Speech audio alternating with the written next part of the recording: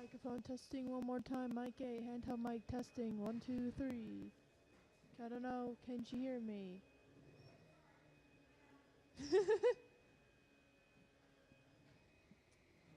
This is going great. Yep, it's good. All right, cool. Awesome, so that works. Yep, I'm hearing you Perfect. perfectly. So you're all set. We're going to turn all your...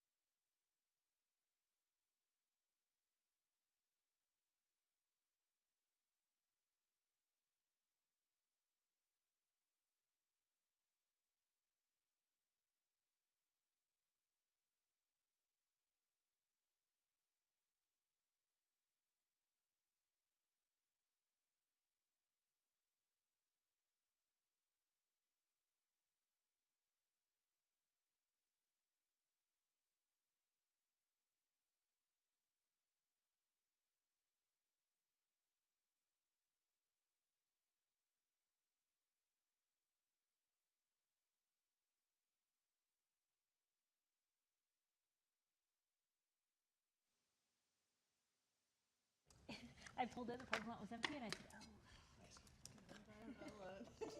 I have learned through long experience and misadventure to check the minutes, to check the packet before I leave. I noticed. I'm like, no, sure, I know where I'm going. I left my driveway even, and I live a block away. Yeah, no. We've never messed up once. There's always time, always time. I'm impressed.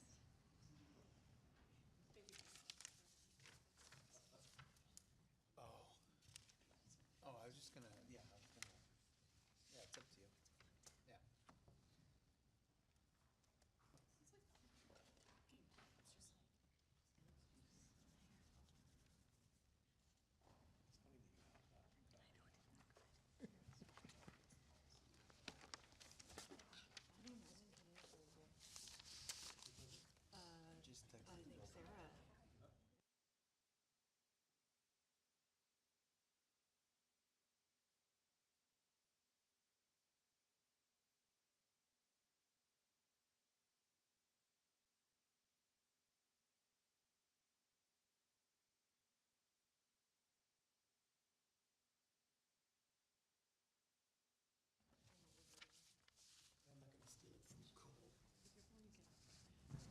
Okay. If I can lift my legs up. I'll be all right. Yeah. Oh, no. I'll be all right. Yeah.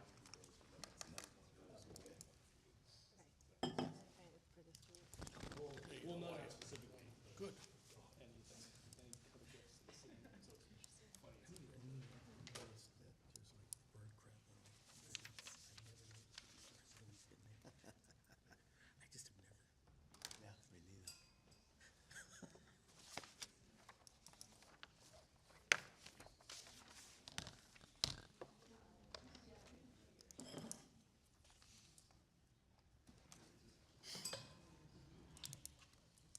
Everybody ready? We got thumbs up?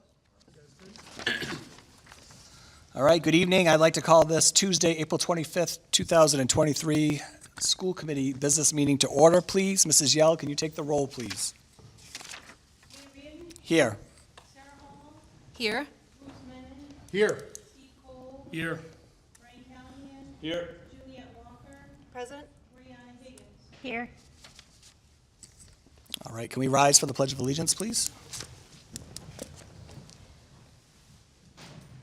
I pledge allegiance To the flag of the United States of America and to the republic for which it stands, one nation, under God, indivisible, with liberty and justice for all. Okay, I just wanted to take a quick minute before we start tonight to talk about two new reporters that passed away recently who had a tremendous impact on the Newburyport Public Schools. The first is Coach James T. Stalin, Jim Stalin, whose name will live on forever out in the field, out in the World War I stadium. Coach Stalin came here in 1964, and it was interesting. You know, he turned 90 last year, and again, went into the hospital a few months ago and kind of passed away quickly. But it was funny that this happened around the same time as former Mayor Byron Matthews also passing away a few weeks ago. Two really giants, particularly in the mid-'60s on. When Jim Stalin got here in 1964, he really made Newburyport athletics, appointment viewing. I think Steve growing up here can certainly probably attest to that.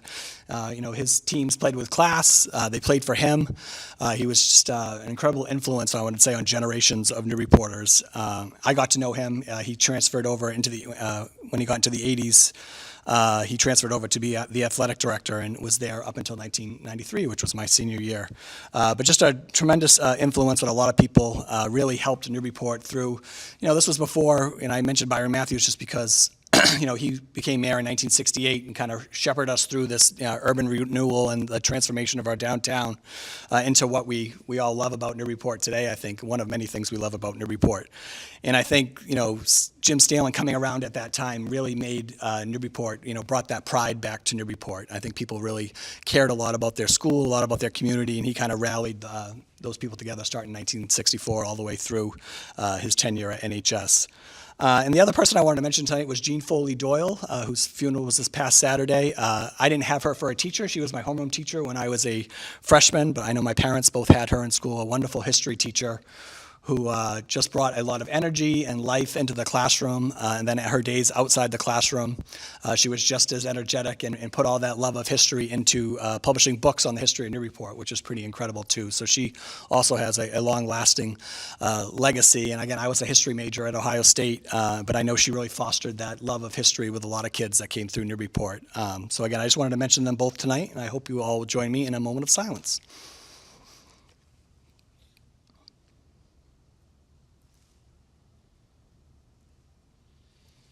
Thank you. I'm going to turn it over to Vice Chair Hall. Did any other members want to comment? I know, Mr. Cole, sometimes you like to say a few words Well, of remembrance. Just with respect to Mr. Stalen, he shaped a lot of young men in this city, and, you know, for the better, and he was a very caring and dedicated coach, as well as someone who really paid attention to what was done, you know, in the classroom and away from the classroom. And I did have Mrs. Foley for a history teacher, and basically, you know, she was everything you described, Mayor Reed, and then some. And you know, Byron was a great leader, and as you mentioned, helped bring the city through urban renewal and helped us make some really good choices that have, you know, paid the dividend that we all appreciate today. So, thank you. Thank you, Mr. Cole. Anyone else? Do we have anyone present for public comment this evening? Okay, so moving on to staff recognitions. All right. Got my extension cord. Look at Yeah.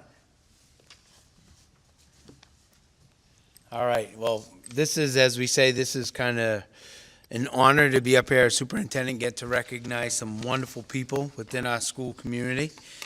And tonight's no different. Tonight we're going to be recognizing 5 crossing guards for their hard work, dedication, commitment to the safety of the Newburyport children and families as they travel to and from school each day. As we know, regardless of the weather, our crossing guards assist our children cross busy streets and intersections as they arrive and depart school, and at times, believe it or not, deal with dangerous, even hostile situations. Not in Massachusetts. Massachusetts drivers never get angry at people, so, no. So always put the students first, and making sure the streets are safe to cross for everybody. They're, to me, the true unsung heroes of the district. In all great organizations, everyone has a vital and important role, and our crossing guards are there for us each and every day. And as superintendent, on behalf of the public schools, I want to thank them for their dedication and hard work. We truly appreciate your efforts. So at this time, I'm going to call, I'd like to call you up, and we can stand over there, and we'll take some photos afterwards. Joanne Yell did an amazing job. I want to give her credit. I love the little stop signs on the bags. Stop to be recognized. So I don't want to take credit for that, Joanne. Thanks. So we have Janet and Frank Crump. Come on up, and we'll stand over there. 6.5 years, and they crossed the Bresnahan School. And I think Frank's doing the laundry right now. No, he has a 7 o'clock online class. All right. We'd like to also call up Jude Nelson. She's been here for 1 year and helps cross the Knock and the Mullen school students. Come on up. And then we have Diane Learned, 6 years at the Knock Mullen crossing. Thank you very much. And we'll have them stand over there, Mia. We'll take a team photo after. And then also Robin Turner, 21 years. She's currently crossing at the high school. And she's also, Robin's also a lunch monitor at the Bresnahan. And believe it or not, her 21 years of dedication has worn many hats through the Newburyport Public Schools. She worked as a sub, lunch monitor, crossing guard at all our schools. And we can always count on her to step up when we need her, always willing to help out. So Robin Turner, too. All right, round of applause for our crossing guard.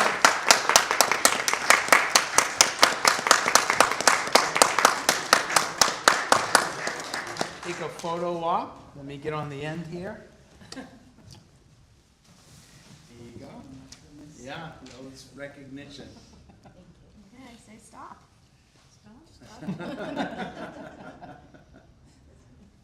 Awesome. Thank you. Yeah, you should have. I might need that during the budget presentation for questions. Stop sign. I don't know if you want to take a quick recess, or are we good? It's up to you. I think we're good. All right.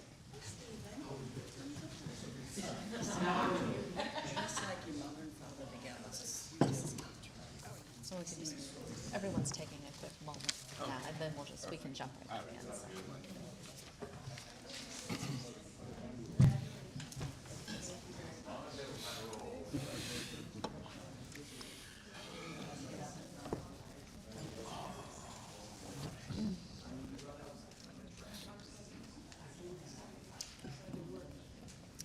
All right, so up next, we have the consent agenda. Mr. Callahan, do we have warrants this evening? Yes, we do. I move that the following named bills of the Newburyport Public Schools amounting in aggregate $636,897.15 be approved and forwarded to the city auditor for payment. There are no conflicts. Need a second? Second? Second, okay. All in favor? Aye.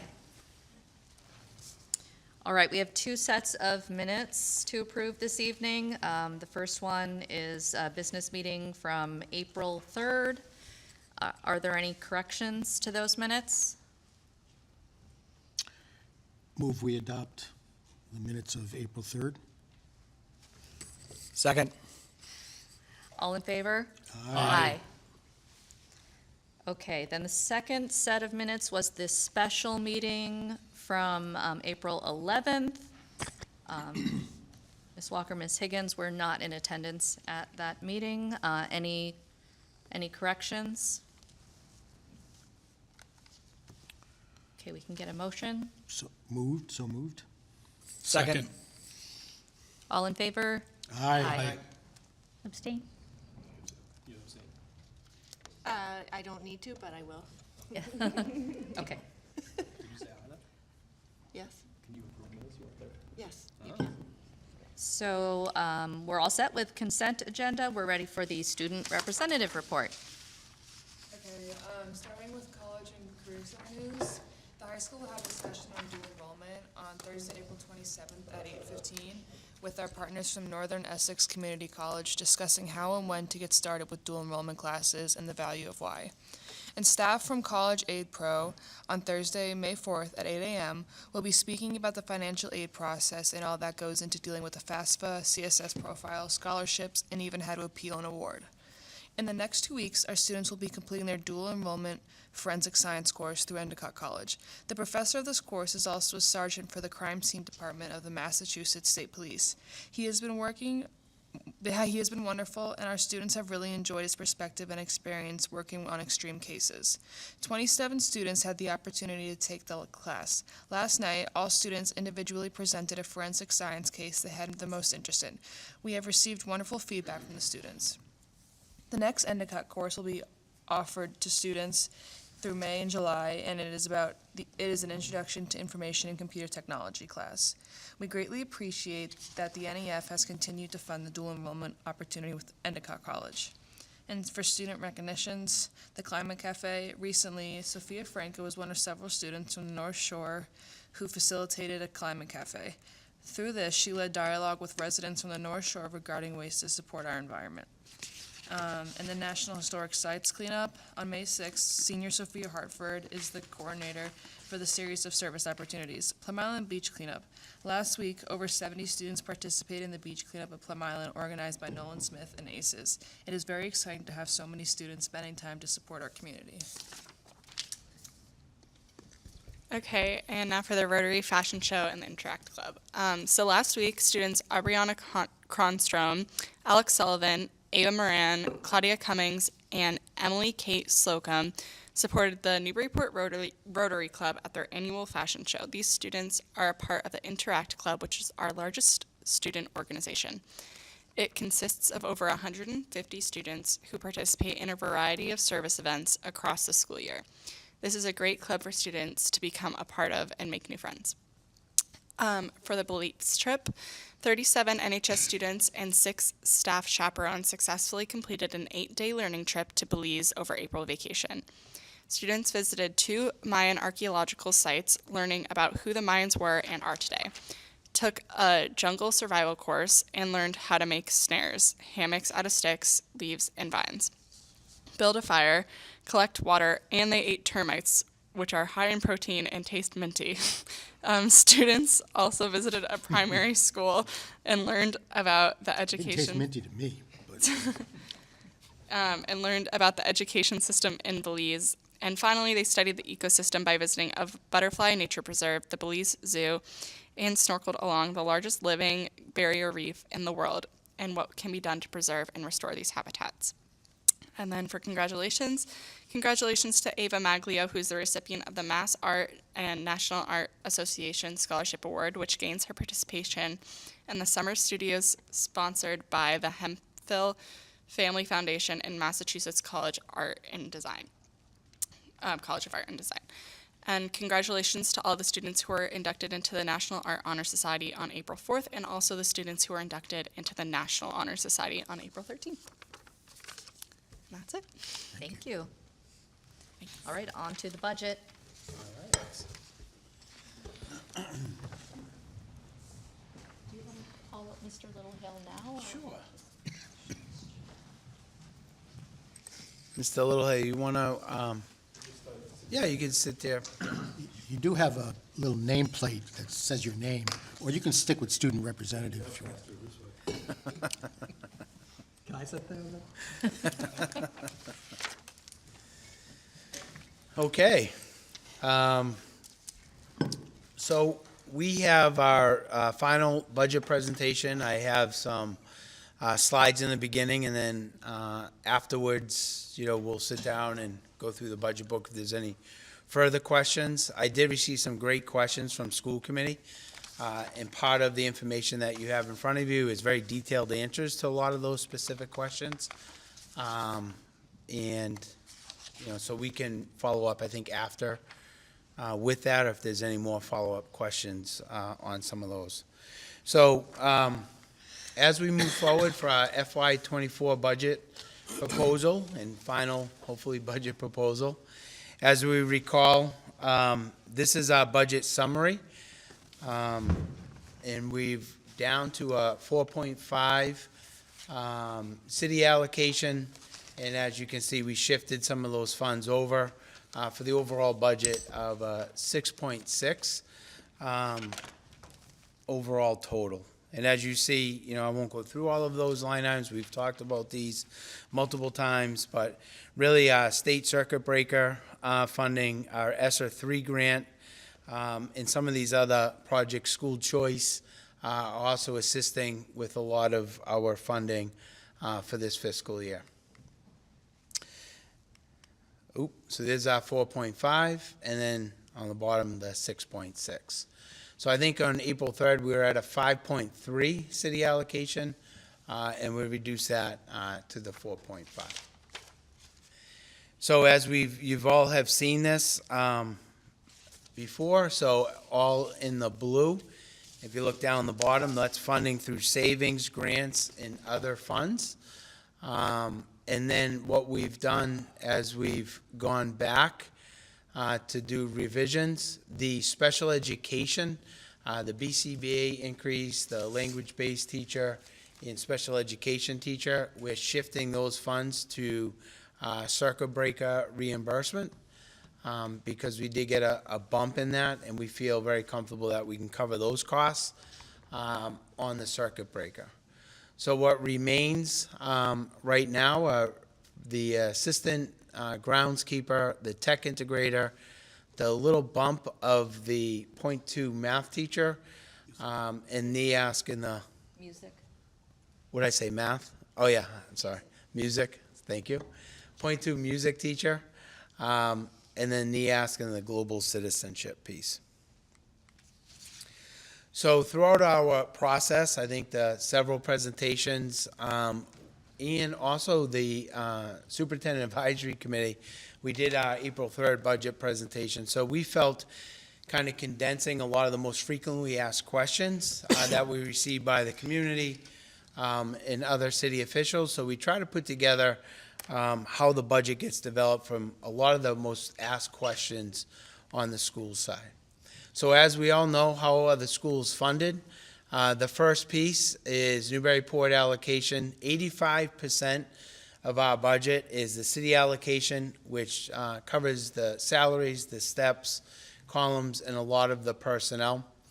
Also the Chapter 70 funds, and then other state aid that the city of Newburyport gets, and then there's other city revenues that come into the city of Newburyport. The remainder of the budget is funded by exactly what we said.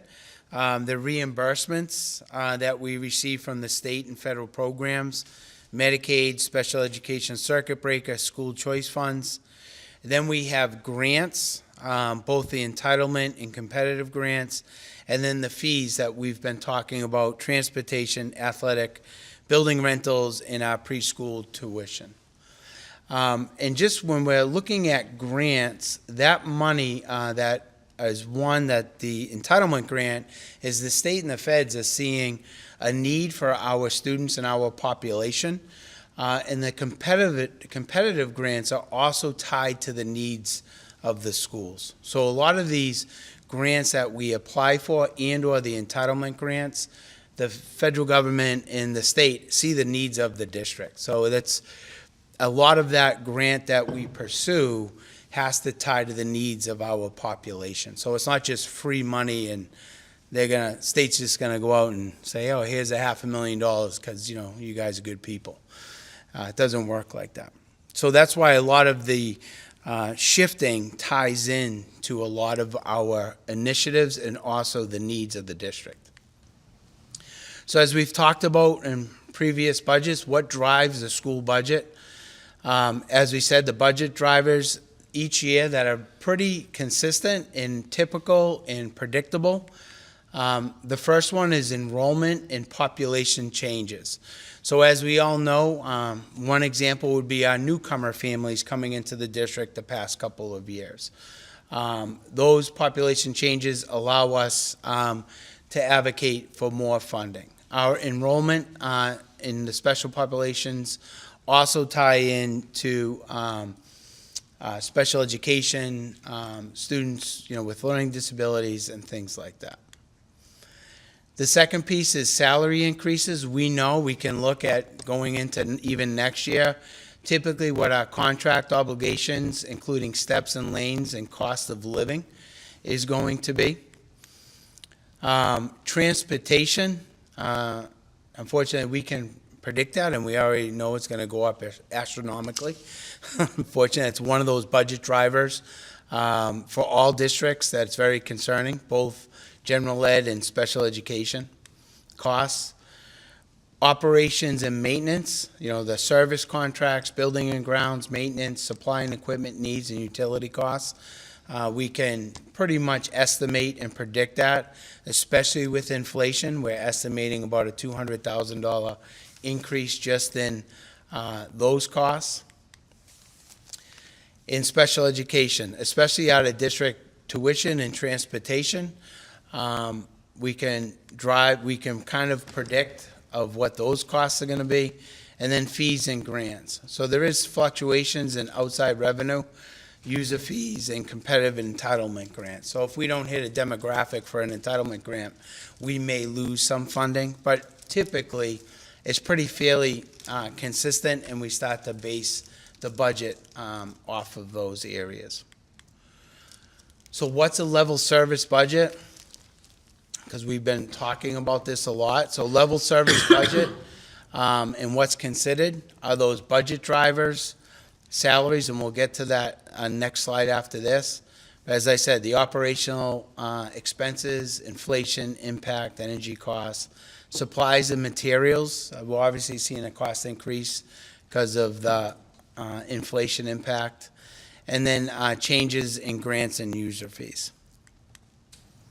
So what are our budgetary salaries? So as we all know, through the multiple budget presentations that we've done, Newburyport has union and non-union employees.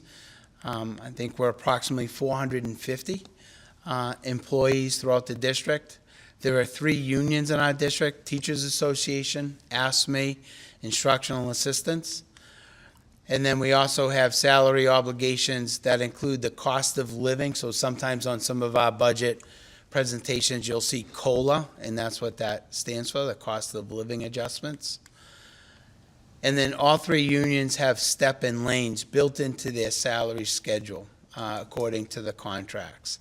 So years of service could create a step change. Postgraduate credits for our staff that's continuing their education could lead to a lane change. So salary lines also include substitute teachers and non-union employees such as administrators throughout the district. So we've talked about Chapter 70 multiple times, and as we all know, Chapter 70, some of the key factors are your foundational budget, enrollment, inflation, and the wage adjustment, and then also other contribution, property taxes, resident home income, and then some municipal revenue growth factor. So we have this chart. Newburyport got a bump in Chapter 70A by almost $1 million this year. We also want to, that was also part of the kindergarten going full free tuition. We could count those numbers within our student enrollment. So that's a positive piece in Chapter 70 aid for Newburyport. We haven't seen a jump like that in a lot of years. What is circuit breaker funding? So these, in Chapter 70 formula, the way the state does that is still very complex. You have, people could come in and go through that. Circuit breaker funding is a little bit easier. So basically, over a threshold for circuit breaker, we'll get 75% reimbursement. So typically the threshold, certain threshold is around $47,000 that it would cost to educate a student with special needs. And once you go over that $47,000, you will qualify for circuit breaker reimbursement. Is at 75%. One of the things the governor has said that she's going to keep that at 75%. That's the state law. In the past, you really couldn't count on circuit breaker being at 75%. Typically, it would come in around 70 to 72%, which also added a lot of stress to districts. And then this is a common question we receive a lot, especially in Newburyport. Our enrollment has stayed pretty much steady within 100 students over the past 10 years and almost even 20 years. So the question that we receive sometimes is, well, why, if costs are going up while your enrollment stays relatively steady? I think there's a lot of factors that go into that. The first factor, as we look at Chapter 766, which was passed for students with disabilities back in the 1970s. It was a great law to bring equality to students with disabilities. For us, it translates to Chapter 71B, and then 603 CMR 28. So one of the big pieces from the North Shore superintendents is to really look at this formula, because the law hasn't, the law is in the books, but the funding hasn't changed. So that was one thing that we're working, hopefully, with the governor's office to create a committee statewide to really look at supporting the Chapter 76. And these are sometimes of those unfunded mandates. Like, we're required to obviously educate every student, which is a great thing, but the laws really haven't caught up to the times of, 50 years ago, I think, was when Chapter 766 was passed. So the increase for us is really special education enrollment. So I'm going to show you a slide right after this one. So increased cost providing special education services. There's higher teacher-student ratios. So when we're talking about special education, there are certain ratios tied to the laws for students with special needs. So it could be a 1-to-8 ratio. It could be a 1-to-5 ratio, depending on the learning disability, and sometimes it could be a 1-to-3 ratio. So higher teacher ratios to students is a big factor.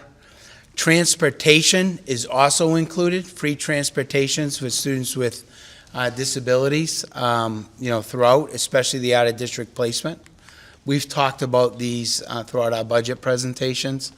Special program development, language-based, individual development center, post-grad strategies, and therapeutic programs to educate all of our students. COVID staffing, so you'll see we'll talk about this because we do have extra funds supporting learning loss.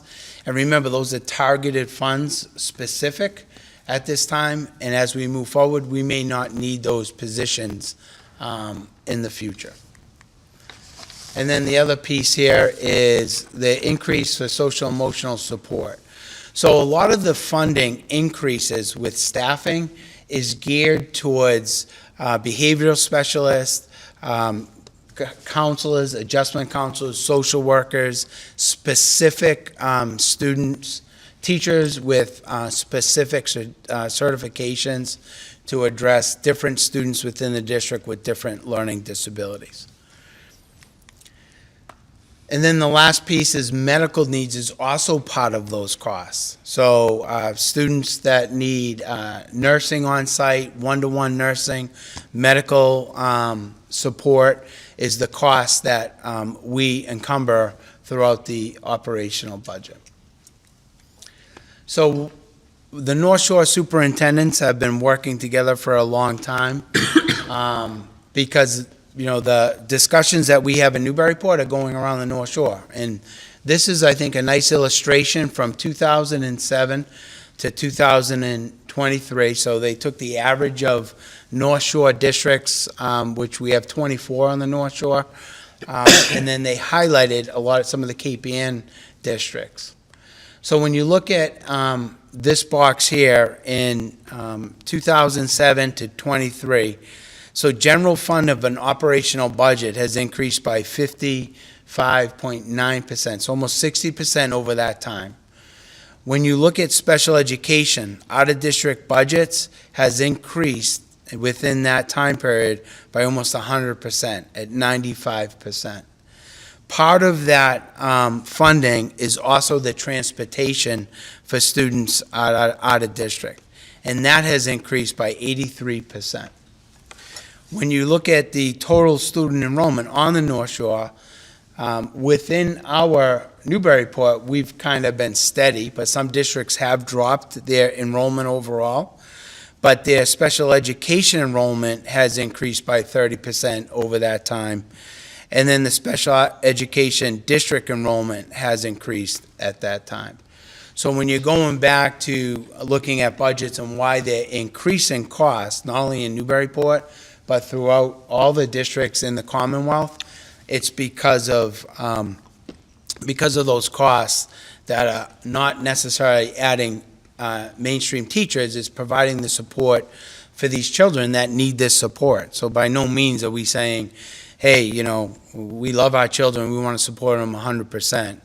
But if we keep going down this path as a state, and this is why the superintendents want to have a committee to really look at this, eventually transportation and special education costs are going to continue to increase to the point where it's going to be unfundable. So that's why our district, but along with the North Shore superintendents, are really kind of getting the ear of some legislators and state officials, because it's a problem, and you can see the cost over that time period. So we have the budget book is there, and we'll kind of go through that with Mr. Littlehale. And then we have a live link that people can look at our school committee budget. But just to recap again, in the budget for the people that are listening, when you log on, you'll see on the right-hand side are our notes. And as we said before to the school committee, we have a new tech department, so we took a lot of the technology out of the building budgets and moved it over to the tech. So you'll see that being highlighted. Also, our cost in building maintenance and operations, so throughout our budget, when you see those costs, you'll see the increased utility costs. And then some positions that have been reclassified, which Mr. Littlehale's been doing to really reclassify positions so they fit into our munis descriptions. And then the new investments are also noted in the budget book column. And then the budget book reflects all planned expenses for the district funded through a number of sources noted in our budget summary slide, which was that beginning slide. Our grant overview, just once again, that's the entitlement grants versus the competitive grants. We do have some out there that are still pending that hopefully we'll get some good news in the next couple weeks. And then the last piece is a link to all of the budget presentations here. And I think I wanted to go back just one piece, because we have all of the descriptions. Let me just, for the, I think it's in that, I'm sorry, it's on the, it's in that, I forget which slide it was. Do you remember, Ms. Furlong? What's that? On your table, at the beginning, press escape, you'll be able to go back faster. Oh, I see. So it's in the beginning, so the descriptions. Yeah. All right, I'm sorry. On here, this was an important piece that we wanted to show the link for the people that are watching. So up here on this is a live link that's on the website. So see Budget Center presentations so that people can click on that. And then that brings you to this school committee presentation. So if you wanted to see the, let's say the groundskeeper position, it gives you the assistant groundskeeper, and then gives you the reason why we want to add that as part of the budget. So for every new position within this presentation, people can go back and look at the descriptors of what the need is and the rationale for it. So we felt that that would also be helpful. So we put that on the final budget. And I think that's all I have for at this point, and I'll sit in my seat and then we can ask more questions. All right. Thank you. Thank you. Oh, you need your mic. Need my mic.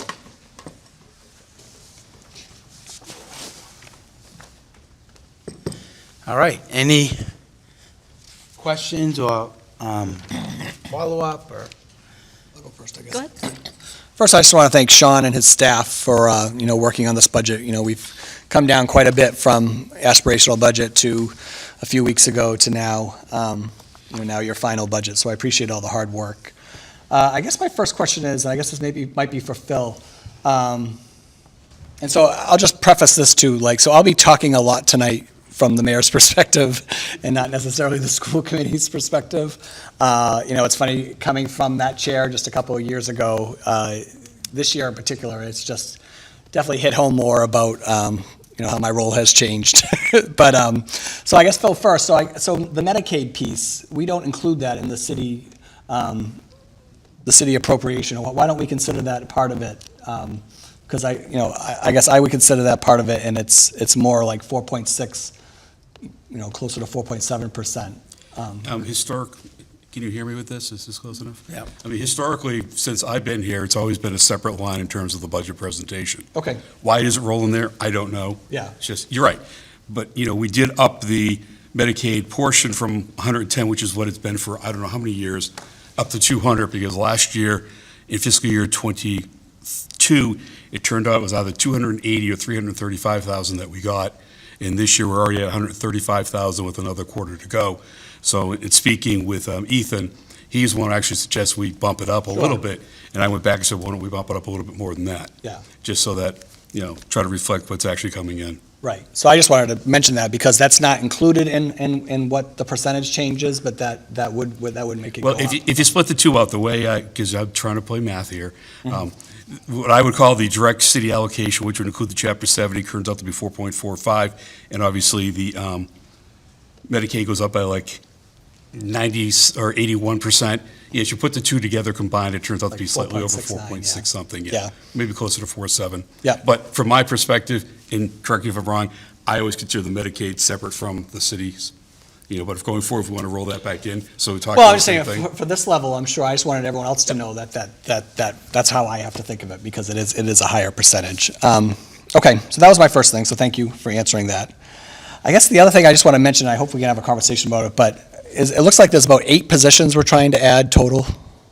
So just to tell everyone on the city side, maybe in the last 8 years, we haven't added 8 positions, especially not in 1 year, but maybe not in 8 years total, we haven't been able to add 8 positions on the city side. And I know this is different because we're talking about schools and population change. So I guess I'd just like to hear a little bit about, so my fear is, and maybe Phil, you can answer this too, so we got a bump in the special education circuit breaker this year, which is great. But that could completely be back down next year, and it looks like we're trying to fund a number of positions on that. So what happens next year if we don't get the bump there, or we don't have the money to pay for those I'll positions? talk from the numbers side, and then the superintendent can talk about from Okay. the program side. You're right, in terms of ESSER money also disappearing next year, as the superintendent said earlier, ESSER funds have been used for very targeted positions, and one of the things that we have to do in fiscal year 24 is start to review all those positions to see, we're 3-4 years now into COVID, and I may be overstepping bounds, are they still needed and things like that, and that goes into the program side. So we are aware in terms of what's still being funded from, one, the funds are going to disappear, and then again, in terms of Chapter 70, we all know Chapter 70 is sort of like circuit breaker. It can be a roller coaster. Sometimes it's a really terrifying dive down, and sometimes it's a great ride up. We don't know what's going to happen next year. We can just go on based on what we've seen in the last couple of years. We've still got a year or two left of SOA to finish getting that implemented, and that's part of the law in terms of impacting Chapter 70. I made my timelines off, and based on some of the comments made by the governor, I think we've got a strong supporter in the State House in terms of education and things like that. So I always consider myself a worst-case scenario guy, so yes, I'm aware of those things coming down the road. I think we have positioned ourselves pretty well that we can handle unexpected things over the next few years. We are fortunate as a district in terms of we have very strong interest in other districts and the students here, so we have a good revenue source in terms of school choice. I have to give, where's Andy? Is Andy still here? He's over there. Andy's doing a great job in terms of getting foreign students to come over to the high school in terms of enrolling for half a year, and that, so that's another revenue source that we have. We've also been fortunate over the last couple of years in terms of what's been going on with COVID, not expending as much on certain things that we have in the past, so we have been able to build up some, I'll call rainy day funds in both transportation and school choice, even though we are spending that down. So we are positioned, I think, well for the next couple of years to be able to handle the disappearance of the ESSER funds. And, if we look like putting my prior career on as a banker, looking at stress tests, I think we can handle for the next couple of years some some fairly decent impacts that may hit us that won't overall necessarily cause us to be in the position where suddenly we got to chop, chop, chop. You know, I'm trying, I don't like making promises that I can't keep. Sure. And so, and again, I think we've positioned ourselves pretty well that we're going to be able to do that. But, you know, we always need to be looking at our overall cost structure and what we can do to change it or become more efficient. And so, it's what we do, it's at least what I try to do every day. Yep. Right, and just following up on that, and I think that's one thing that we've done every year since I've been here, is we always look at our programs, reallocate funding within our operational budget to, support staff or offset costs. I think that's really important. When we look at the budget summary, that specialized program administrator, that's not technically a new position. Remember, that was a reallocation of a Bresnahan administrator. And then when we look at the BCBA, grade 4 language-based teacher and special ed teacher at the IDC, that really ties to programming needs for our kids. So that's a necessity in building our special education program. Without those positions, we're not going to be able to service as many kids as we plan on. And remember, part of our goal and strategic plan is to develop in-district programming for our students and families. So that's why that really ties nicely for Circuit Breaker, because that's really the students that we're going to benefit from that. The other ones, those are off the table, if you recall, as I'm looking at the scratches. And then as Mr. Little said, ESSER 3 is a specific targeted, a lot of those staff are specific targeted staff members to assist with coming out of COVID. So if all goes well down the road, we may be, reallocating those positions, or some of those positions may not be needed in the future. So that's kind of where we're at. And as we went through this budget a few times, we're shifting a lot of the professional development, the alternative programs, things like that into ESSER 3, which ties nicely of those spending. So we're trying, I agree with Mr. Littlehale, and I think we've been very calculating over the years. We have a lot of that has been going towards, the grants been going towards, technology, ventilation, but there are some positions that we felt we needed as we came out of COVID.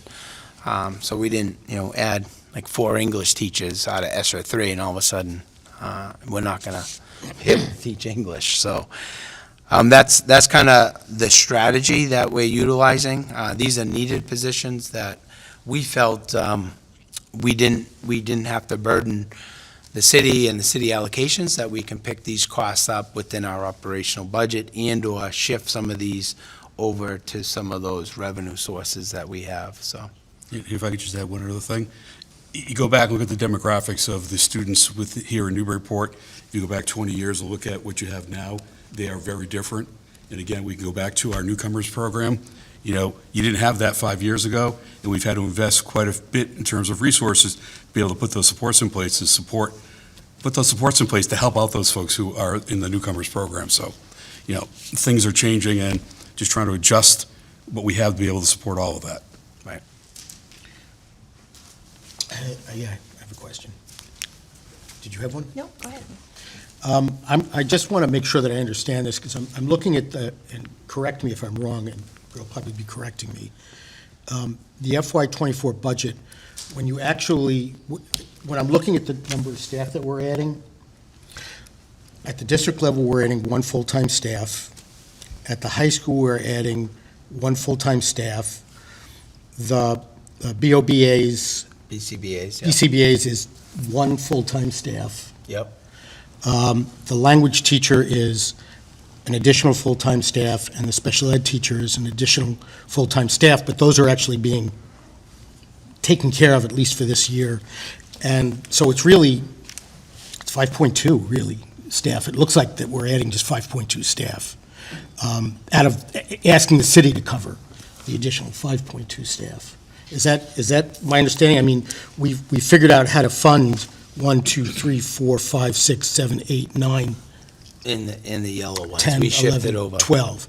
So we figured out how to serve 12 positions within the budget as exists. Right, right. Right, I think there's 8 total positions. And many of them are also offset by positions we currently have that we are not carrying forward. Right.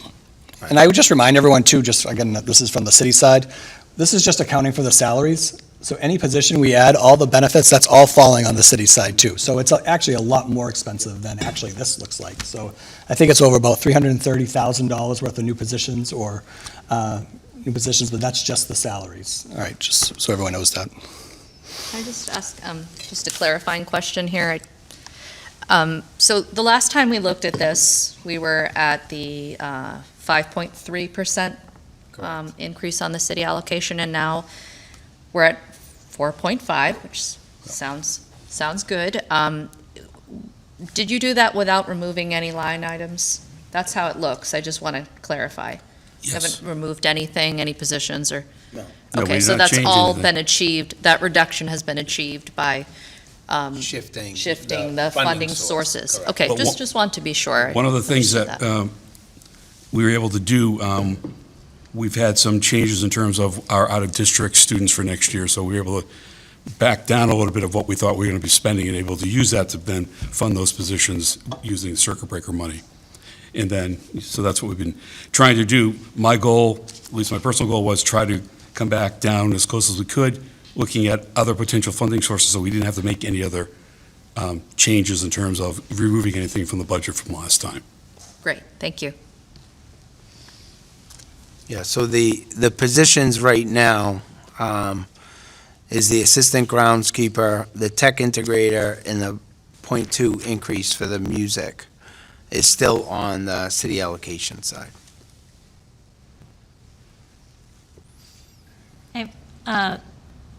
Comment / question about on this conversation around positions. So for people at home that may not know, a lot of the students who have an IEP and qualify for special education have compensatory services. There are services that the school district is required to provide.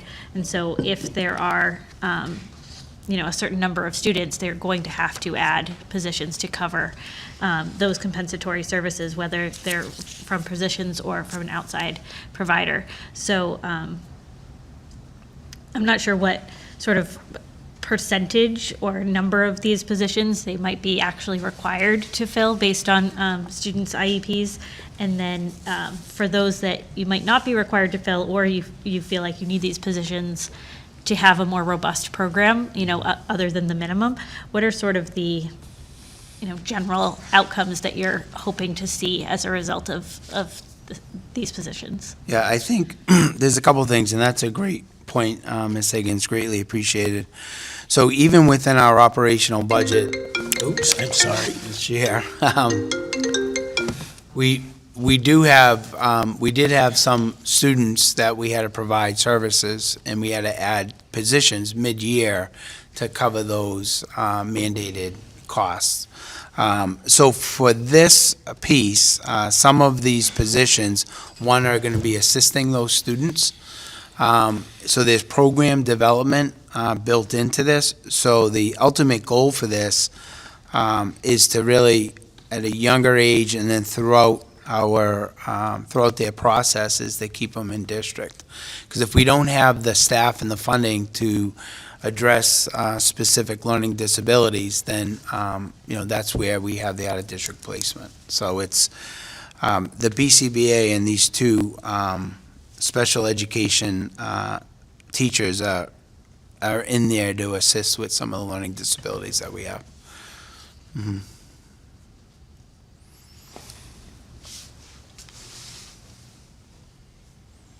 Mr. Callahan? Thanks. Sean, the chance for the special ed, what was the jump? Like 50 grand? Or $500,000 rather? Yes. You were still waiting for information from the state if that was going to drop at all. So This budget includes that full number? Correct. So what happens if we pass this and city council passes it, and then you find out that the government's gonna change that? What happens to that extra money? That will probably get rolled back into circuit breaker. Back into circuit breaker. It'll go Right. there We won't have to automatically? dig quite so deeply into the circuit breaker. Okay. Thanks. And that's the piece that, once, and this is the, this is, I think, when we talk about working in the schools, like the majority of our efforts are dealing with human beings. So we could set this budget as of July 1st, and then there could be needs of students or families that it's going to change that in the positive or the negative. So right now, as we're looking at out-of-district placement, we're anticipating that maybe one or two of those students may either return back to Newburyport or may be moving out of district. So we're, so that's kind of, those numbers keep changing, like throughout the school year. Or we could have a student that is in one of our programs that's not making effective progress that needs to do, out-of-district placement in October. So it's not, as you're looking at special education costs and circuit breaker and programming, you got to have that flexibility to adjust, either positive where some students are coming back, and/or a negative impact where, 2 or 3 students need to go out. So that's the challenge of, working with, the majority of our work is 100% people, so. Just one more. So, all these presentations you've done, and this is hopefully the final one, would you state that this budget does what's best for all students and makes the district move forward at the same time? I would. I think a lot of this is tied to our strategic plan and the things we want to accomplish. I think, Ms. Walker and looking at transportation fees, we've been talking about athletic fees, we talk about place-based education. So as you see from our conversations, the place-based education is a big piece that parents aren't going to have to support. And then the middle school athletics is a big piece that we're taking out of the athletic revolving account. And then we'll have more conversations, I think, down the road, looking at, the overall athletics and user fees and all of that. But I think for us, this sets us up in a good position, number one, to continue with the in-district programming and to provide the supports necessary for our students and families to keep them in district. Number two, it defrays some of the costs for the parents, right? And number three, when we're looking at the advancement of our technology, our one-to-one, that tech integrator position is crucial to shift how we're, fundamentally changing how we're delivering education with the use of technology, not, replacing good teaching. So overall, I think we're in a good place to move the district forward. And we're putting all those pieces, I think, in place to, to address the needs of all students, so. Thank you. You kind of answered my question, but I just want to sort of put it out there that the interface between the technology integrator and the new one-to-one program is like hand in hand. It's critical. Critical, absolutely. Yeah. Mm-hmm.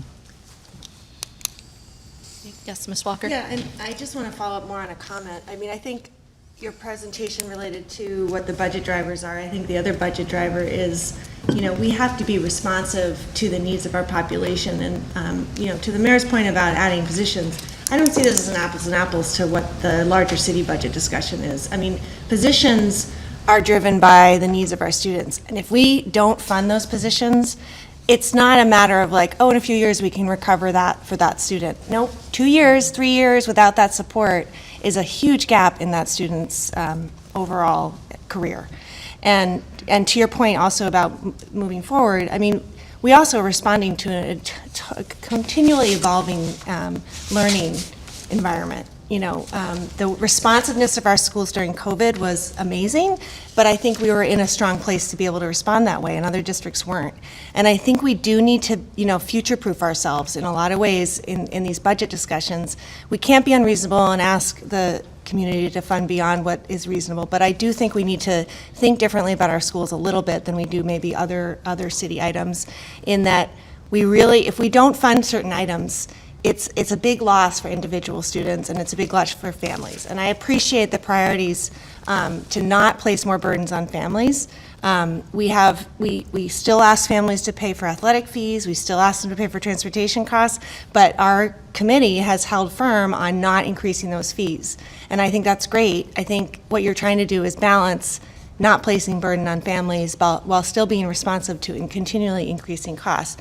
You know, special education and all the outside other needs aside, I think moving forward, but also continually being responsive to a changing world is really important. And that's just a challenge that schools, you know, I think that puts us in a unique position in terms of the budget that maybe is different from the rest of the city. And, you know, obviously we put this in context of the whole city needs, but I think it's a slightly different consideration specifically related to positions.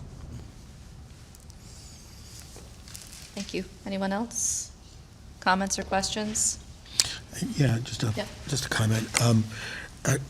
One of the things that I've really grown to appreciate with this district administrative team is that they're constantly rethinking, are we getting the bang for the buck, and if we're not, what do we have to do? I think that that's really important. I can remember voting on budgets that cut staff, and the rationale was if we just leave a skeleton there, we'll be able to rebuild on it, as in foreign language. And we're still rebuilding on foreign language cuts that we made 14 years ago. We were never able to rebuild. That wasn't a good idea. We did what we had to do at the time, but it was not a good idea.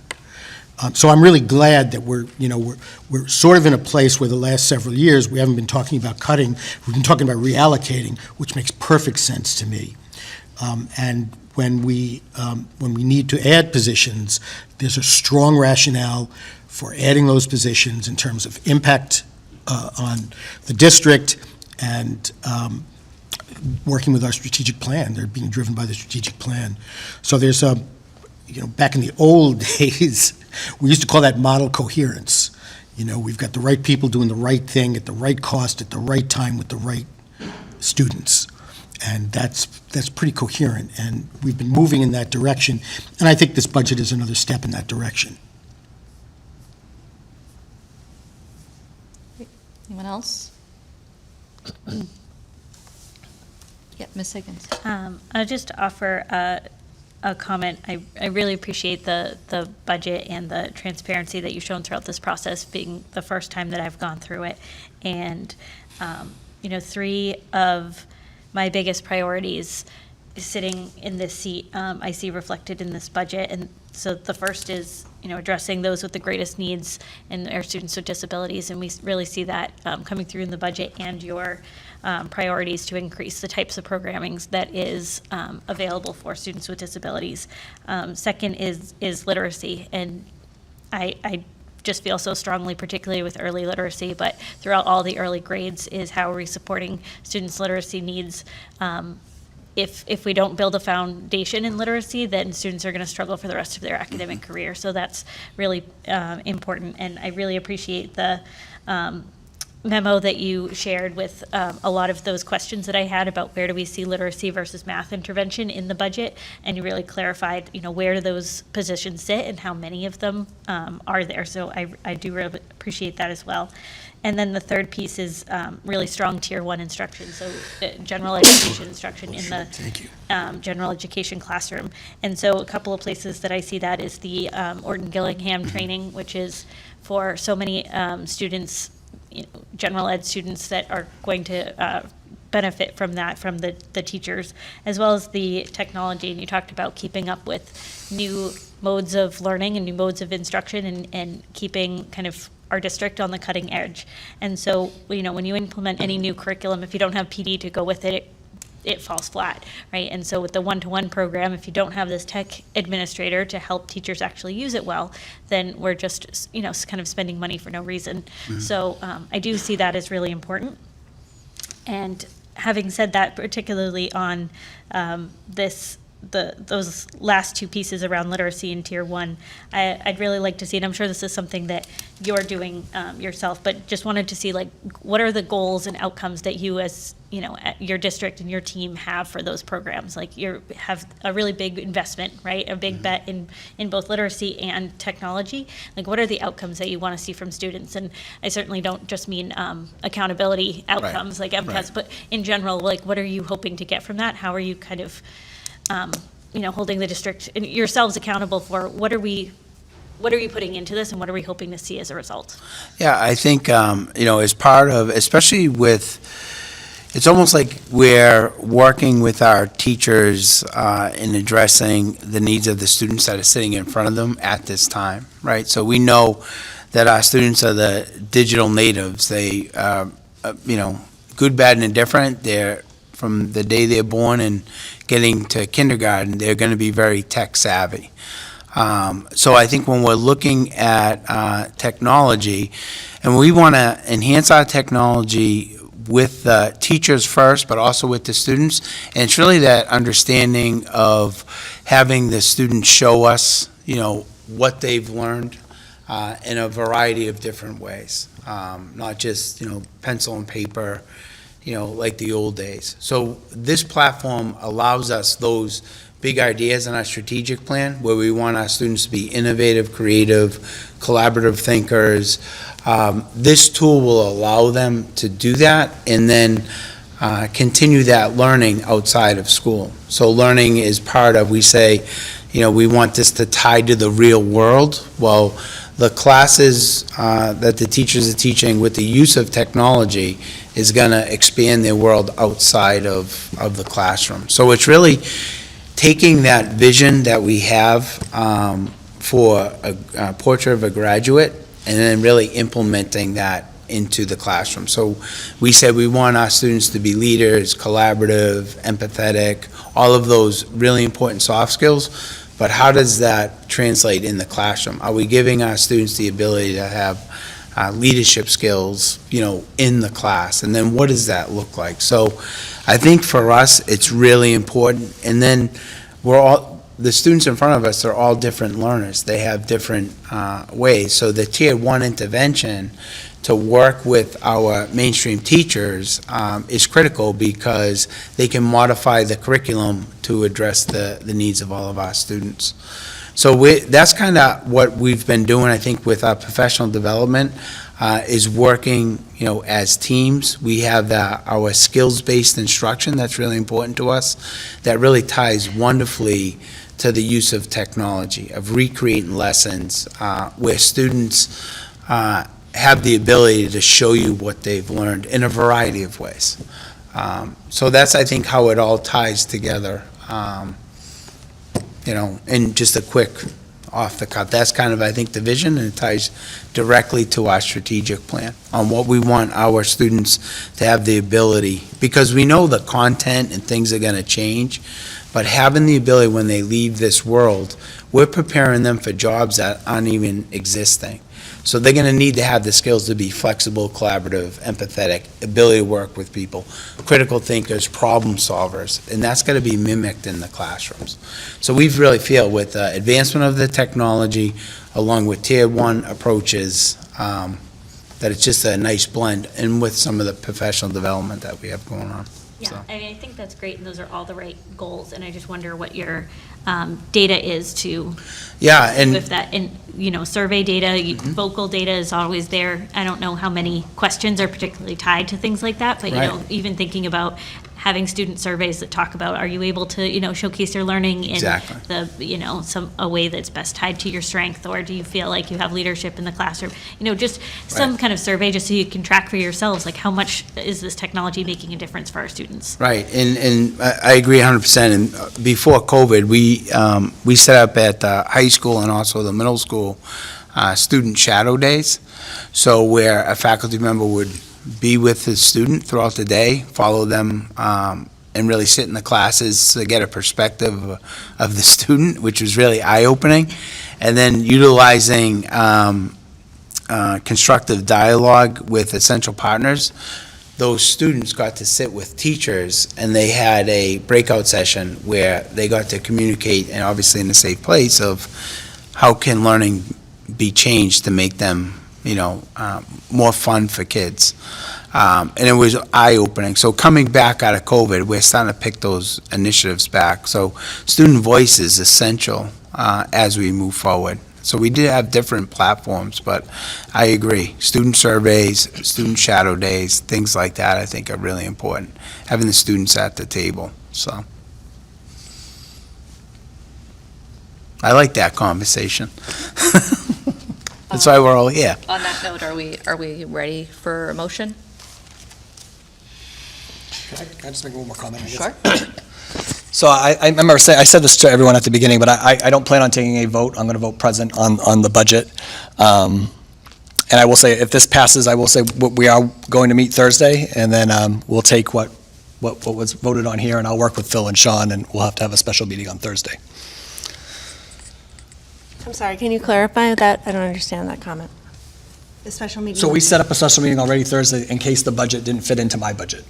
And Well, I actually think the meeting, that's good to be aware of that. I thought the second meeting was in case it didn't pass tonight, but that's helpful to know that we're going to have another Yeah, it meeting gives to me work through. another Yeah, meeting that's to- good. I'm glad to hear that, because I would prefer to hear from you, how it's going to change versus. Yeah, and I will just say, we're really close, and I really appreciate all the hard work Sean's done on this. And like I said, I think we'll have some good conversations tomorrow, and we'll be ready to go on Thursday. Is there, I'm sorry, is there even a reason to vote then if we're gonna have to do this again in I think 2 we days? should take a vote. I think so. I mean, the way I'm doing this, I didn't like before how the mayor gave the superintendent a number, and then that's the budget we saw. I didn't like that. I think this is important to have these conversations. I need to hear why Sean thinks all these positions are valuable, and I think you should vote on it as a school committee. But then that's up to me whether that piece of the budget fits into the whole budget for the city. So it might just be ceremonial, because I'm making you guys come to another meeting, but I think it's important that you guys take a vote on it. I move that we accept the budget as presented by the superintendent. I'm sorry, I had one more question. Do you mind if I ask? Oh, it's fine if you want to make that motion, we can have a discussion We'll have after. some discussion. Okay, that's fine. I'll second that. You have a plethora of seconds.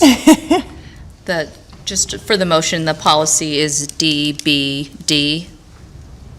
Stick that into the motion. We're ready for discussion. Did you get the second? Yeah, it was Steve Poole. Great. Discussion. Just a question on the groundskeeper position, because I don't think we've talked much about that. I know you provided the link to the original description. Can you talk a little bit about the benefit of having a groundskeeper in light of capital needs, and how sort of preventative maintenance is really important? Yeah, so there was, I think, a couple things. So we would always have a groundskeeper in the budget, and we hired, a few years ago, a very talented groundskeeper that worked at golf courses. Part of his feedback, because he moved on to another job, but part of his feedback on the exit interview was having one, even though he was probably the most skilled and knowledgeable employee around landscaping that we've had, he says it's impossible for, he gave Steve Burkholm and myself exit interview, and just says, this job is impossible to do for one person, because they're cutting the fields, they're lining the fields for the athletics.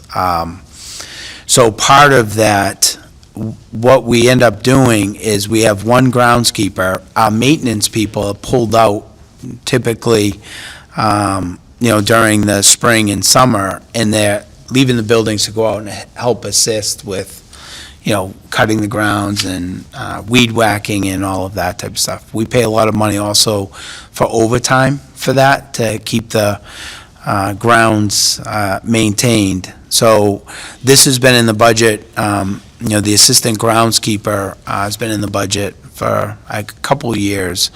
But you're pulling resources when, it's a hard job for one person to do. And then we're using overtime and things like that. And this is beyond just athletic fields? Is it, like, for example, the wear and tear out in the parking lot where it's starting to erode? Yeah, the groundskeeper, they maintain the city also assists with cutting, but it's really maintaining, the grounds and in the different areas For of. preventative maintenance yeah. and, yeah. Exactly. Thank you for that explanation. I appreciate that. Okay, any other discussion? And just a quick question. Is there if we're close, is there a target, Mayor, of the city appropriation? There is, but I don't think we should do it here. Okay. Because I want Phil to have the opportunity to look at the numbers, and again, there'll still be decisions that will be made, so I don't think it's more about the number, but I think it's about where we are with the number and how that fits into what we want to bring back to everybody. Does that make sense? Yeah. Okay. I'll whatever you give me, we'll make it work. Don't say that. No, don't say that. God, Jacob. Wait a second. Well, but that's part of it. So like whatever we bring back, if you all aren't happy, then you'll vote it down, I would imagine. No, I So, think that's a good mean, process. I Yeah, appreciate that. so, Okay, so Another stab at the we'll apple. vote and then vote again. I would assume this is a roll call vote? I was thinking roll call vote. Is that what you'd like, Mayor? as long as I can still say present, then yes. Sure. Well, I think that makes sense. Ms. Yell will, or should we go ahead, or was there anyone else? We'll go ahead. Mayor Reardon, Present. Bruce Menon, Yes. Sarah Hall, Yes. Steve Cole, Yes. Brian Callahan, Yes. Juliet Walker, Yes. Breon Higgins. Yes. Thank you. For the moment, it passes. Okay. All right. Next, we have a draft of our meeting schedule. I noticed this isn't listed as a vote, which is fine. We're meeting again on May 1st, so if you want to... And, sorry. Yes. Just a point of order. So didn't we already have a first reading on this? We didn't. I just mentioned it under new business. Oh, this is the school committee meeting schedule. Sorry, I'm Correct. confused between the two. Yeah, got it. I did mention that it was coming up, and since it's not noted as a vote, we can just talk about it. It's page 63 in our packet. If there are any questions or concerns, and then we can vote on it on Monday. Yes? Thank you, Vice Chair Hall. So, one thing that we have talked about a whole lot, and I don't believe have done yet since I've been here, is have the public give basically their wish list for the coming year. And the way that the calendar falls, we have the city council joint meeting in November, which really always seems way too early to me because we don't really know anything what's happening. And then by the time we get to now, it's the public hearing on April 1st, but so much work has been done, the public has never really, other than sending the district emails or whatever, they never come to us in a formal manner to say, we would like to see X. So I have a suggestion that the November 6th meeting also becomes the due date for what the public would like to see the following year in the school budget. So we'll do a whole thing about it, put out a schedule, make a form, whatever it is, and say, tell us what you want. You have until this date, and then we present it at that meeting. Okay. And then we know that we've got that information if people actually want to talk about it, and then that's what they get. And then it makes more sense for the following meeting with the city council, so we can say, here's what the public wants from the school district, just so you know, to the council. And then we just carry on the way we do for the rest of the year. So you're not suggesting adding a date, but I'm saying sort just of make clarifying the that- purpose of that And meeting? it kind of goes in there Yeah. as the addendum, just like the public notation in red. He's talking about Yes. November 6th. November 6th. That's the deadline for getting feedback to us. So we would just kind of highlight that as an opportunity. Yeah, just so the public understands when the date is. Did you want to say something about that? I think it's a great idea. I know other districts that do this, have public hearings earlier in the process, when Sean's getting together with his leadership team, some of the things that may be brought up in a meeting like that might factor in, to some And of it doesn't those even have to be a conversations. hearing, it's just, we'll No, but we'll I think market some it like, districts if you call it want to that, tell so, us, yeah. this is how you've got until now, and then we talk about it. Mm-hmm. That's all. Vice Chair? Yeah, I like that. I support this idea. I just like to think it through a little Yeah. before we put it on our calendar. I think it's a great idea to have it. I don't know that we need to put it on our calendar. Well, you're right. I don't think we have to have it I there. I'd but we love have to do it. consider this. Yes, no, I'd love to consider Right. this, and maybe November 6th isn't the best, you know what I mean? Like, I think the details, maybe, could we reserve the details Sure. for? Yeah, I because just want to make sure we don't forget again. Yeah, no, I think it's a great point. I totally support it. I just want to make sure we do it at the right time and in the right venue, and maybe there's a different way I just don't want to commit to that on this calendar without thinking it through a little more. That's all I'm asking. Give ourselves some flexibility. Yes, yeah. Right. I mean, I would love to have people show up Exactly. and comment. Yeah. Yes, I would. So, thank you. Yeah. Yeah, I just also wanted to point out that another mechanism for getting some feedback to us is the school councils. That when the school councils are discussing the budget with the principals, they can also be gathering feedback from each school. Sure. I mean, you bring up a good point, though, and I've said this before, like, they never come here and say, hey, we talked about this. We rely on the principal of the building, maybe. So we can think about this more before we vote on this calendar, because this isn't a rush to vote on, right? We don't have to even do it at the next meeting if we didn't want to. No, we don't. We have to the end of the year, basically. Yeah, I guess my point is too, like, I think we could adopt the calendar and then try to figure out when that fits on the calendar. Sure. It doesn't have to. Yeah, be- and it can integrate Yeah, somebody from the into school something. council coming Right, to the school exactly, committee, too. yeah. You know, not as a formal thing, because we have nothing, we can't tell them what to do, but, Mhm. that's a general meeting of the minds. Right, they're also just Great getting suggestion. going at that point. School councils have maybe met once or twice at that point in the year. I don't think Well, they but they've got the get rolling till previous October. year's experience and what they've been talking about. That's true. Yeah. It's someone who's been there for Yeah. longer. Okay. Yeah. Did you have a thought on? Yeah, I do. I think a couple of things. I think input's always important.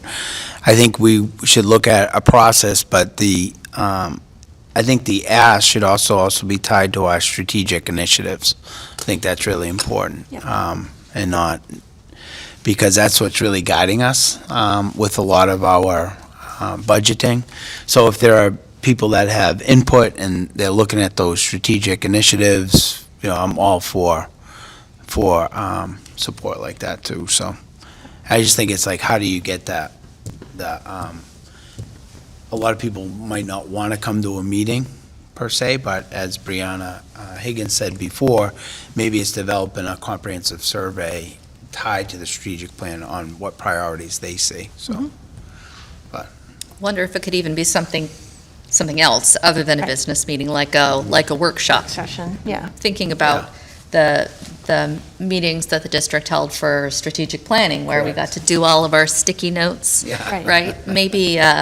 Maybe something like that. Yeah. We'd have more participation. Yeah. Exactly, and great, I can work with our leadership team to brainstorm some protocols that might work, that we can share as we move forward. I think that would probably be more successful than trying to make it one of our meetings. One question, because I know it's going to come up later.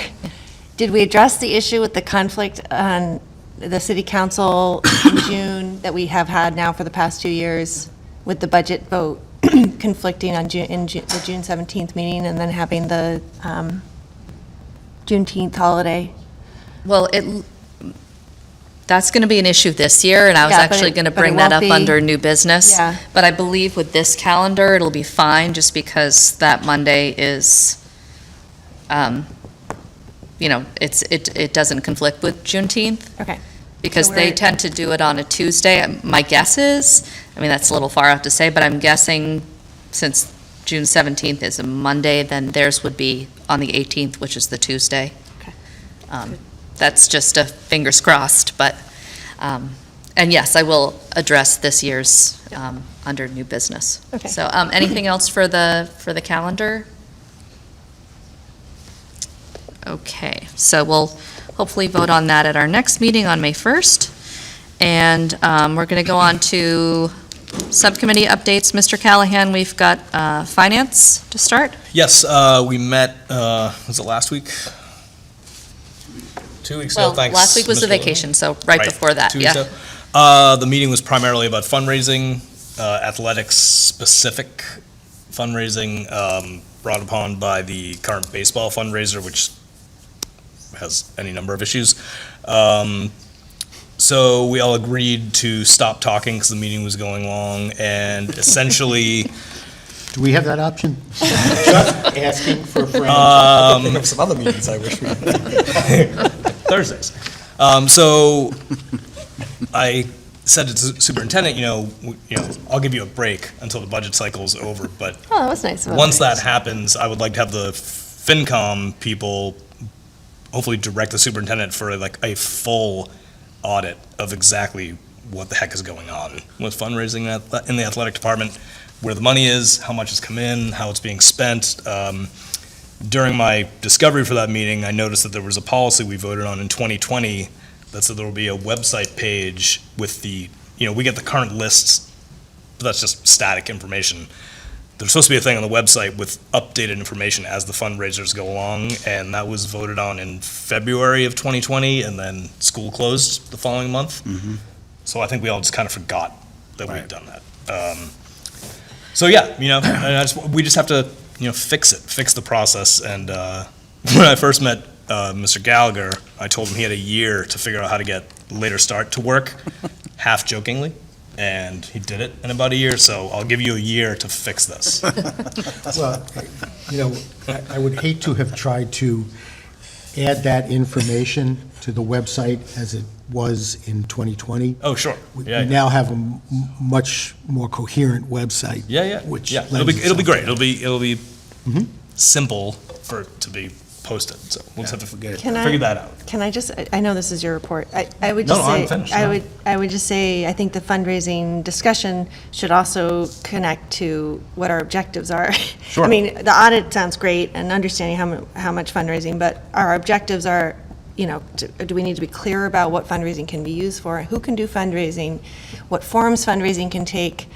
There's a lot of direct solicitations of parents, and it's not always from the coaches. Well, so I think So it would it's- go in FinCom for that Yeah. auditing part, right. and then go So- to policy. Yeah, and so I then think to all of maybe us. maybe we can coordinate on that, but Sure. a broader discussion, because I think that, understanding what the fundraising fees are, but also how do we want fundraising to be happening? I know you guys have had conversations about this in the past, but there definitely are a lot of things that aren't directly fundraising that are still asks of parents, and it's an expectation, and it's an expectation of kids that aren't always consistent from one program to the next. So I think it would be good for us to have sort of an overall vision for. After the city council vote. Look out.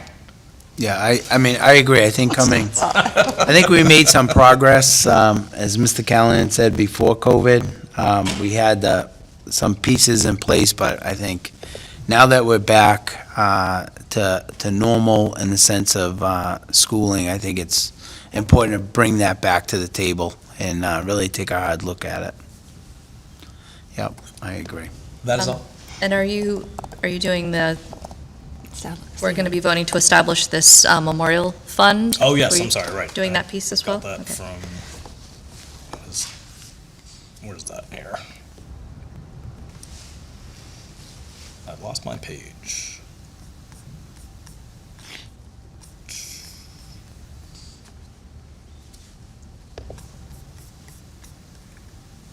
Okay. The district is seeking to approve to create an account for the NHS athletic department to be used for donations in memory of James T. Stalin, longtime athletic director and football coach. I make that motion. Second. Discussion? All those in favor? No, is there any, Taking your job. It's okay. we're just creating the fund and then the details will all be It's sorted and similar. arranged? That was my- It's a similar fund for former teacher and Miss Kim Dow. The funds Same went to structure, the okay. President Library, so this would be a memorial fund sent in name of a great coach. All in favor? Aye. Aye. Oh, I was going to say, I actually do have discussion because I thought of a question in the middle of I'm what sorry. the superintendent was saying. Is it still legal to ask for a discussion? Since even though people gave their vote? You were in the middle of asking. You want to, me. do you want Okay. to comment on it? Well, I guess my question is, Yeah. we create these accounts all the time for different things. When this one gets created, is there anything specifying what the money can be spent on? I know he was an AD and football coach, but does that mean all those donations can only go to football or all sports boosters, or how does it work? I think it's the purpose for the whole athletic department. Yeah, that's my understanding. Yeah. All sports. All sports. Okay. Okay, great. Ms. Walker, were there any policy subcommittee updates? Only that we are working to get the sections A through C, the revised sections, in front of the school committee for first reading for next Monday. Yes, thank you. Great. Superintendent's report. All right, just a few items. As we said, one of our goals is to create that superintendent advisory council. We've met twice. So our last meeting, I shared the April 3rd school committee budget. We had great conversations from that and received some good feedback that helped us develop some of those FAQs from that group. So I'm excited about that group. It's just another group of stakeholders that, we're informing over the great work that we're doing in the schools. Bresnahan Assistant Principal update. So we're pleased to announce Miss Allie Burns as our new Assistant Principal of the Bresnahan. We had over 60 applicants for the position, and after a thorough interview process, Miss Burns was unanimously selected. She's currently the math coach at the Bres. You might remember Miss Burns. We recognized her January 17th at school committee for all of her hard work. So we're excited to welcome her as part of our new administrative team, part of the team. And I think at the next meeting, we'll bring her over and she can say hi to everybody. Technology, just speaking of the work we're doing for the professional development, technology cohort training. So our middle school tech integrator, Jackie Russo, is currently facilitating an iPad professional learning community, similar to that first community that we did. We have over 20 teachers across the district learning the iPad technology. We're really excited about that. They're expected to finish this summer, and then we're looking to roll out another cohort of teachers in the fall. So I think this initiative is growing from the bottom up, where teachers are seeing the benefit of their colleagues utilizing this technology in the class, and we get more and more teachers that want to get involved. So, which is great. It's a little bit different than the high school in the sense that high school we're focused on all of the training. This is a cohort of district teachers from Bresnahan all the way up to the middle school. So we're excited about that. The other piece that's really exciting, and in all of us, it's free PD from Xterra, is the Boston-based technology training organization. So it's Xterra, Terra. So they offer free professional development, but it's really in the AI world, virtual reality, and mixed reality, and you can kind of just get we've been talking about this, I think, through my superintendent memos to the school committee, but also how this technology is coming fast and furious, and I think we're positioning ourselves to embrace it and utilize it in a positive way. So we have a cohort of teachers, high school teachers, that are going through that training. In addition, they provide student programming for students to partner with. So part of this company is also understanding that within the next year or two, there's going to be a whole job market of mixed reality, virtual reality, and artificial intelligence, that there's not enough workforce. So part of working with them is to inform parents and students of these potential jobs that are going to be in the near future. So we're just excited about this opportunity, but once again, we do have that training going on. So my goal is, I think, by the end of the year, is to kind of bring them in and kind of show what's happening with that. So that would be great. And then through the feedback from school community members and Ms. Higgins, we're penciling in, I think, the May 15th for a data dive into those results from a lot of the programming. That would be more of a mid-year The goal for us, I think, is our end-of-the-year assessments are coming at the end of May and early June. But I think as we open up the school year, we can show the end-of-the-year assessments and the growth of the students. So we'll do another data meeting for school committee. So we'll put that together. We'll focus on the BRES, really probably K to grade 8. So we'll do similar data presentation and how the iReady and our Dibbles test and all of those are playing out in the classroom. So, and that's what I have. So thank you all very much. Thank you. Quick question. I know the enrollment, I think, period for the Apple iPad at the high school. Do you have any sense of the enrollment? Yeah, I think from Monday's meeting, I can get you specific numbers, but I know we're well over 200 students at this point, and that was a couple weeks ago, so. Great. New business, I have a couple items, just confirming, we will be having the special meeting this Thursday, April 27th, and that is 6:30 at the Senior Center. Ms. Yell, did I get those details correct? Let these three write it down right now. 6:30 at the Senior Center. Oh my God. And the other thing I wanted to mention is I did discover that we have the conflict with June 20th is the same night of the City Council special meeting to vote on the budget. I think my recommendation at this point is that we can cancel that meeting. We don't need to do that straight away, but we'll just see how things go. We do have 3 more regular business meetings scheduled, and if we can get our work done, then we won't have to try to come up with another date for June. Is there any other new business? Yes. I am very, very happy to announce on behalf of the Human Rights Commission that after several years of not being able to do the Peace Awards for students in the city live, we are going live. And we have the award ceremony on May 25th from 6 to 7:30 at the auditorium in City Hall. I believe the mayor is going to be there, whether he knows that or not. Yes, very excited about it. The applications have been, the nomination forms have been distributed to all the schools, including IC and charter school, and we're really excited about being able to do this. So, and I just want to thank the superintendent's office has been really extraordinarily helpful, Sean and Lisa, in getting these nomination forms out, and I hope hounding the nominators to get them to us by May 15th, and then we will have that award ceremony.